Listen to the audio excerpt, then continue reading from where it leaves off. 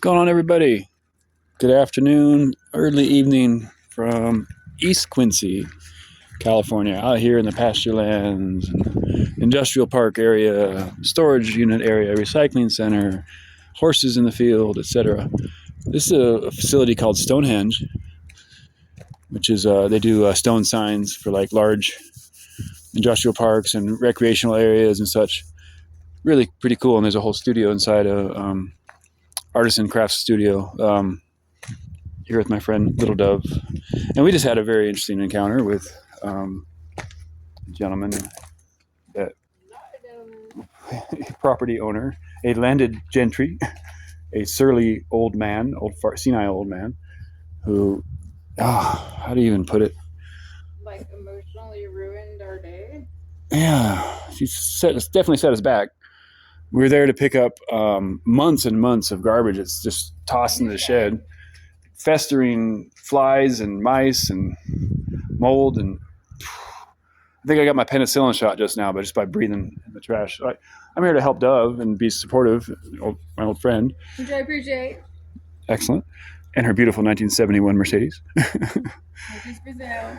It's also for sale. I'm getting notifications, so I do internet here.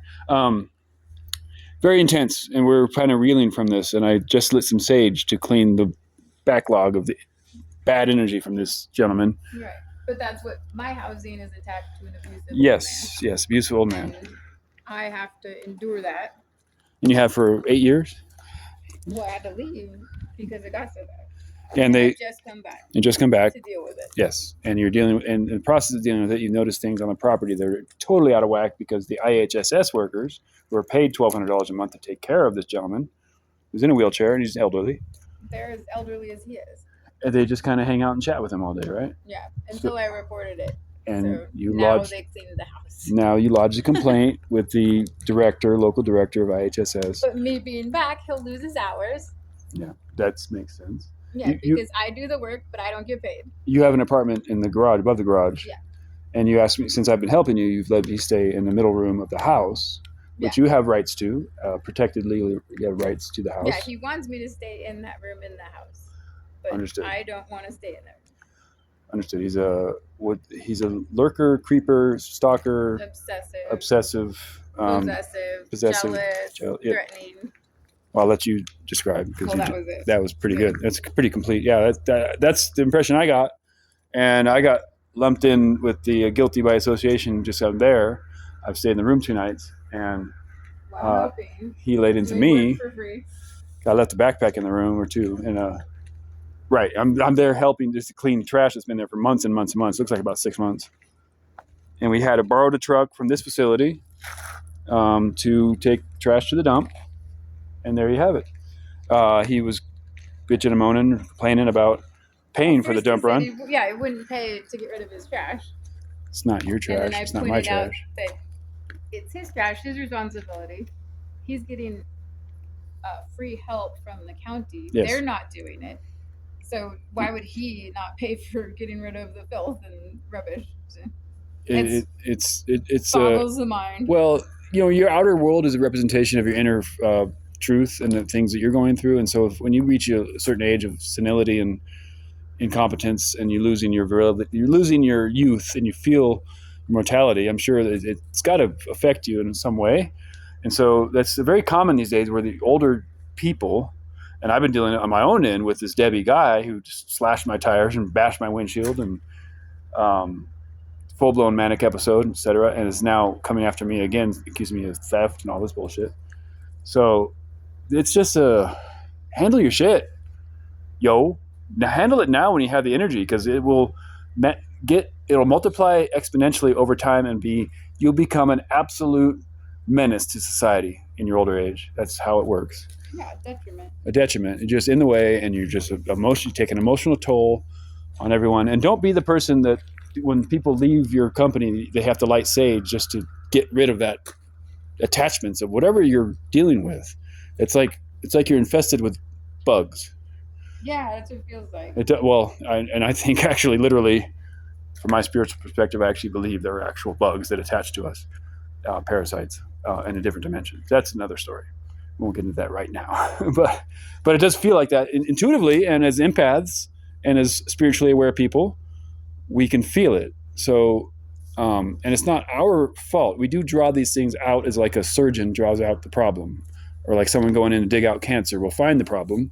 You have to expose it, excise it, exorcise it, and get rid of it. It's not easy. It's actually really, really difficult because the types of things he was saying to my friend and to me were unacceptable and out of line and literally insane. So here we are processing that trauma, and I think we're doing pretty good. It's 5 o'clock on a Saturday, and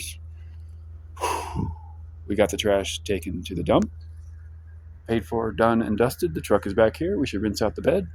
I've already saged the truck. Well, look at Mert. Mert's not concerned. Mert, you're a good boy. Not concerned at all. So learn from your pups. Did you shake it off? Golly, you have to shake it off. Yeah, we should play some Florence and. See, shake it off. We need to play some Florence and the Machine. Shake it off, and play it loud. You got speakers I can connect to? Shake it off, shake it off. You're gonna take a shower. That's a good idea. I'm gonna I don't know, make some tea or something. Yeah, let's make tea and then we'll take a shower. Yeah, and then we'll go to I have to go back to my camp and clean a little bit of like 1/40th the amount of trash that was in this shed that's been festering for months.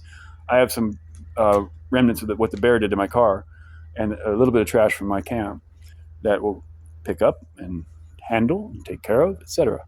So, it's an interesting time we're living in. It's an interesting world. People are suffering from mental health crises en masse, especially as they get older, and as those with energy who are seeking to do right and seeking to help our, what do you really call them, friends? Just to improve the community and the general status of everything.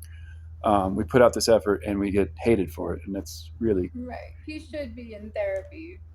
Yeah, and probably he's probably in the right place, like physically, for him to live and continue in his. Well, not even. He is in a wheelchair. Right. In a house with no ADA compliance. That's true, and the bathroom barely works. Assisted care facility. Yes. In an ADA room. Yes. With maybe even like a roommate or companions. Yeah, someone to talk to. He also suffers from like seasonal. What do they call that? Seasonal affective disorder. Yes, he Sad. gets extremely depressed in winter, being isolated by himself. Makes sense. He needs to be around people he can talk with. He needs a lot of socialization and a better diet.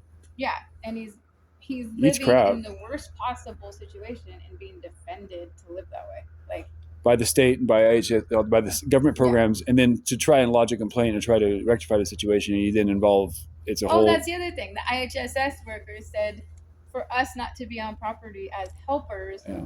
Or he would lose his hours. That makes sense. So they told him to lie about the truth is that I've been taking care of him for the last 8 or 9 years. Yes. They've been there since I had to leave for my own protection. Yes. And then when I get back, they tell him to lie that I'm actually there in that capacity. So that's bonkers too. It's all, it's a pyramid scheme of bullshit, top to bottom, left, right, and center. So, and he laid into me because me being there is a threat to his status and all this, and me being a man in the house. Because he doesn't want me to see anybody. Anybody I've been with, he's threatened or tried to do. What do you say? Your last romantic He actually partner threatened the guy I was seeing with murder. Well, he said he had some Hell's Angels friends that he was going to hire. He paid $5,000 to put a hit out on him. Yeah. Told him to his face. He has guns in the house. I tried to call on the gun to the sheriff. They said they couldn't do anything unless the threat was directly at me. Oh, okay. He had never threatened my life. He threatened the lives of people who I love. Well, typical Pumas County sheriffs just pretending to do something. They actually don't do anything. I guess that's in the law. Yeah, okay. Which I'm glad they're doing that. But at the same time, there's no protections if you're being threatened indirectly. Yeah, it's incredible. And the person who is being threatened doesn't want to be involved in that. Much like with Debbie and her own daughter, and they have been tried for decades to get her in some mental health treatment, and the mental health lead nurse up here in Quincy, his name's Matt or something, has denied them that because he has said that she doesn't reach the level of needing that kind of care. Well, when you threaten murder on a dude you just met and slash his tires and bash his windshield. She did threaten you directly. Yeah. So you do have a case.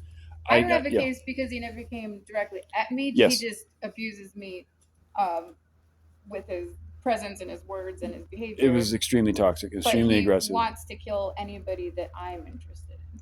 Yeah. So that's bizarre. But you should pursue that. I'm going to pursue it through a small claims court just for damages to the car and to my loss of wages, etc., and my mental anguish and pushing a shopping cart around Quincy for 3 weeks because I had nowhere to go. So, Yeah, that's gnarly. it's insane. So the mental health crisis has real consequences.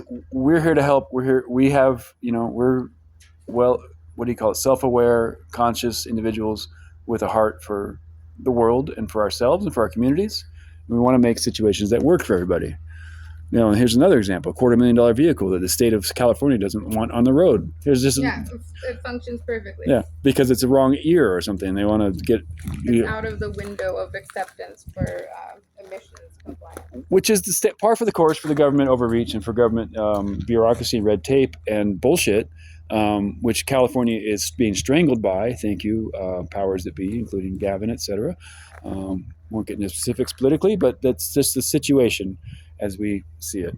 It plays out in so many levels. The tentacles of this hydra, you chop one head off, you find another, and there's 6 more grow back. So, but we're doing our best, and put a smile on her. Smile. You can smile. Oh yeah, I'm not gonna let that steal my enthusiasm for life. Or your joy. I know that. I know that.